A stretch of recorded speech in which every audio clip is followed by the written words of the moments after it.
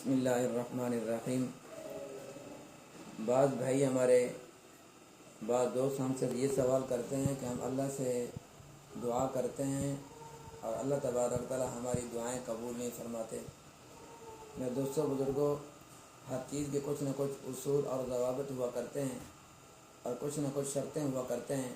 اگر ہم ان اصولوں کے ساتھ، ان ضوابطوں کے ساتھ، ان شرائط کے ساتھ ہم دعا کریں گے تو اللہ تبارک تعالی ہماری دعائیں ضرور قبول فرمائیں گے۔ سب سے پہلی شرط یہ ہے کہ ہمارا کھانا پینا، ہمارا اوڑھنا، ہمارا بچھونا حلال کا ہونا چاہیے۔ اگر ہمارا کھانا پینا حلال کا نہیں ہے، حرام کا ہے، اوڑھنا بچھونا بھی ہمارا حلال پیسوں سے نہیں ہے، حرام پیسوں سے ہے، تو ہماری دعا اللہ کے ہاں کس طرح قبول ہوگی؟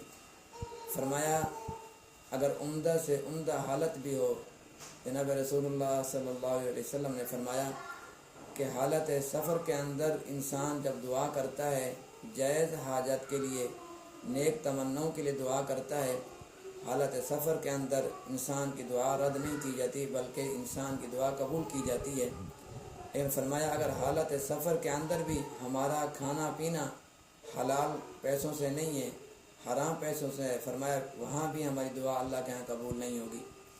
اسی طرح انسان جب دعا کرے تو اخلاص سے دعا کرے۔ اگر ہمارا دل اللہ کے ساتھ لگاؤ نہیں ہے، دل سے ہم دعا نہیں مانگ رہے، ہم صرف زبانی دعا مانگ رہے ہیں اور دل سے دعا نہیں مانگ رہے، فرمایا پھر بھی ہماری دعا اللہ کے ہاں قبول نہیں ہوگی۔ اسی طرح جناب رسول اللہ صلی اللہ علیہ وسلم نے حضرت معاذ بن جبل رضی اللہ تعالی عنہما کو یمن کا ولی یعنی یمن کا گورنر بنا کر بھیجا تھا، اور آپ علیہ السلام نے فرمایا اے معاذ، مظلوم کی بد دعا سے ڈرنا۔ کیوں؟ مظلوم جب بھی دعا کرتا ہے وہ دل سے دعا کرتا ہے۔